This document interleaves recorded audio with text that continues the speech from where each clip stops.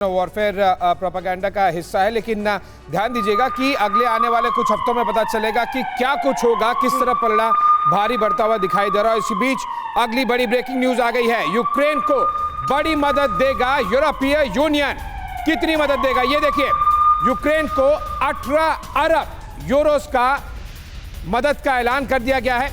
रिहायशी इलाकों में युद्ध स्तर पर काम चलेगा। यूरोपीय यूनियन की तरफ से यह अनाउंसमेंट किया गया है। जनवरी महीने से मिलने लगेगी मदद की किश्त। तो ईयू लगातार मदद कर रहा है यूक्रेन की, लेकिन जनवरी से एक और बड़ी मदद मिलेगी। 18 अरब यूरो की ये मदद मिलेगी और पश्चिमी देश लगातार मिलकर के यूक्रेन को मदद कर ही रहे हैं। आर्थिक रूप से भी कर रहे हैं, यानी पैसे से भी मदद कर रहे हैं, और हथियारों की मदद तो लगातार यूक्रेन को ज़ेलेंस्की को मिल ही रही है। लेकिन बड़ी बात यही है कि क्या इन हथियारों और पैसों की बदौलत ये युद्ध जीत पाएंगे ज़ेलेंस्की?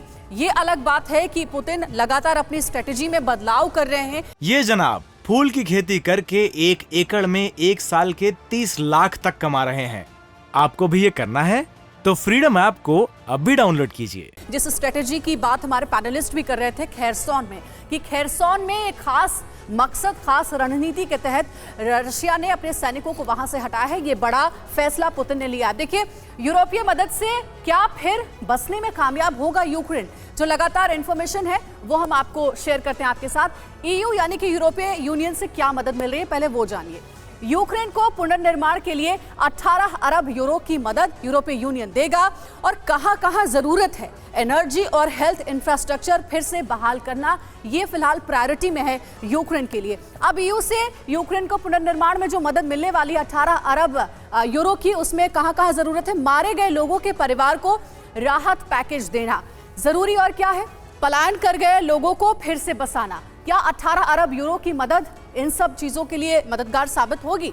सरकारी कर्मचारियों के रुके हुए जो वेतन है उसका भुगतान करना जरूरी, और भी बहुत सारी चीजें हैं, जैसे कि पेंशन योजनाएं चालू करने का प्रेशर है इस वक्त यूक्रेन के पास, और कहा जा रहा है कि ईयू से जो पैसे मिलेंगे उनका उपयोग यहीं पर होगा, इन जगहों पर किया जाएगा। लेकिन एमके सिंह सर, जरा ये समझाइए, याद है हमें वो बयान भी ज़ेलेंस्की का जिसमें उन्होंने कहा था कि यूक्रेन के लोगों का जो नुकसान हुआ है, जिनके घर तबाह हुए हैं, जिनका सब कुछ बर्बाद हो गया है, उन सबको हम मुआवजा भी देंगे।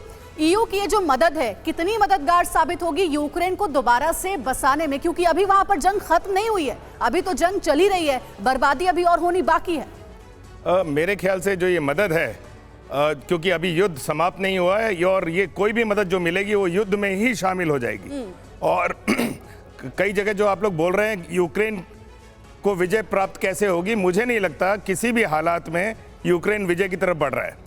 आप इस रिट्रीट की बात करें, मैं आपको बताऊं, यूक्रेन में दिसंबर में 17 दिन बर्फबारी होती है अमूमन औसतन, जनवरी में 14 दिन और फरवरी में 15 दिन यहाँ बर्फबारी होती है, और यहाँ का टेम्परेचर -5 से 2 डिग्री तक रहता है।